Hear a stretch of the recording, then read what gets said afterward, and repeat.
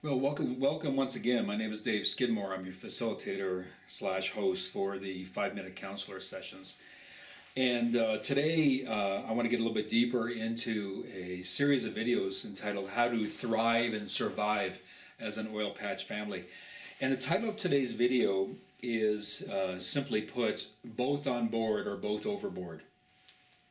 One of the consistent things that I heard from couples who are really making this work, and also from couples who are really not making this work in terms of being an oil patch family, is that you both have to be on board. You both have to be pulling the same way on this thing, because if you don't, or if you have different expectations of where you're going with this or what it should look like, then you're in for a world of hurt and a lot of conflict that is really fairly unnecessary. I think one of the most basic things that the couples that I interviewed said is that you have to decide first off what is your intent in getting involved in the oil patch. It's a rather intensive kind of career, and there's a lot of personal cost involved with being a part of it. Seem to fall into two categories, and there is no indictment in either one of these. Both seem perfectly legitimate depending on why you're doing this. But one group of families would acknowledge that they are doing this as a vocational career, where this is not a short-term kind of get in, get out kind of thing. It's really about staying the course of the journey, and the intent is that this is really what one or both people want to do. Now, let me say something up front here. Just save me from referencing that, using that same phrase over and over again, one or both. Most of the couples interviewed is one who's in the oil patch and the other has developed another vocation altogether that is not an oil patch. So from here on, I'll probably just say the oil patch member or oil patch person. So it's a vocational career. It's a career choice. You plan to stay there. And the other kind is those who are kind of the get-rich-quick kind. And this is not a bad thing. It simply means that you're there to get a grub stake, or you're there to make a lot of money rather quickly, maybe over a year or two, to pay off some debt, or to get some money for a vision and a dream that you might have for a business, or to buy a house, or whatever the case may be. But the intent is not long-term. And that's important for you guys to realize that, especially if you're thinking about getting into this.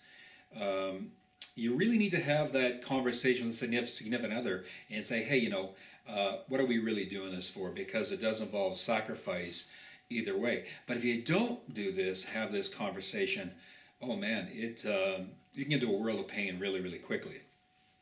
So you need to decide on that right off the bat. The other thing that kind of came up on this in terms of both being on board is a realization that not every personality is cut out to do this kind of job. Most of the couples that I interviewed, or most of the people that I interviewed, individuals that I interviewed, were on the kinds of shifts where you were in the oil patch. In other case, they would grab a plane, they would head out of Calgary or out of southern Alberta, head up north. They would be out there for 2 weeks and come home for 2 weeks. Or they would be in what's called a 15-6 shift split, in which they would work for 15 days and they would come home for 6 days. And I've seen others with 1 week in, 1 week out. Either way, it's not the kind of thing that every personality can handle. For some people, they don't like being away. They're not wired in a way that allows them to be away from family and loved ones for those kinds of periods of time.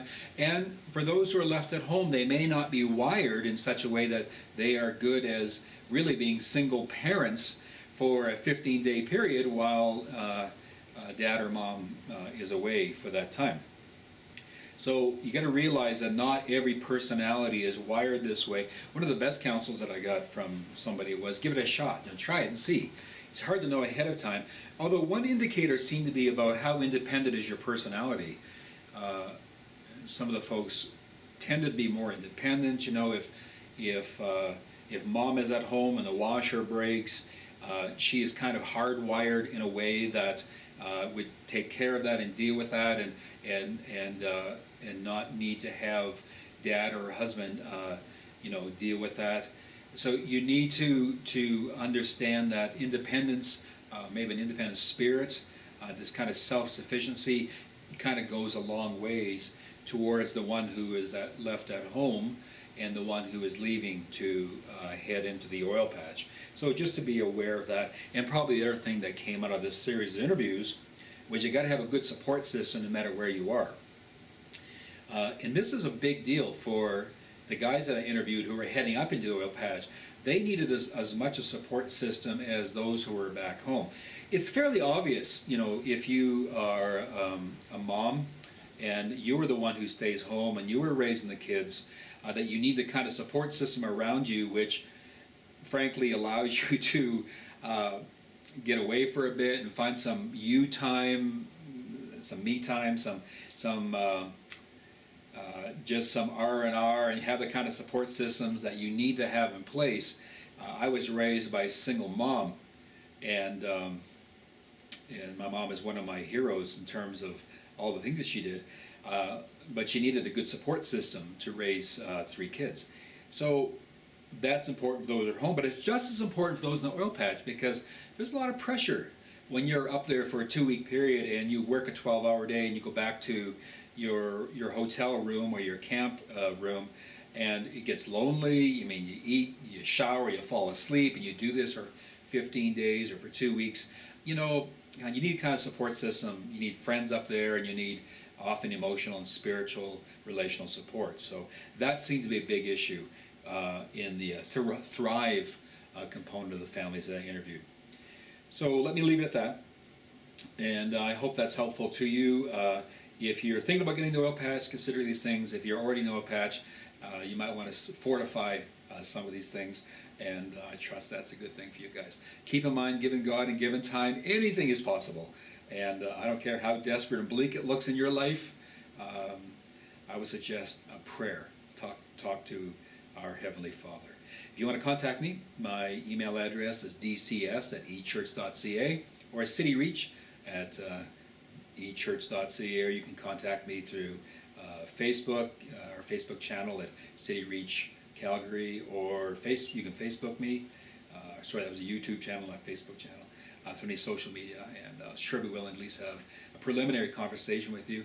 I got to be a little bit careful because my time is such that I can't counsel everybody, but I've got some great referral people, and who would be more than willing to have a conversation with you. All right, you take care, and we'll see you again next time.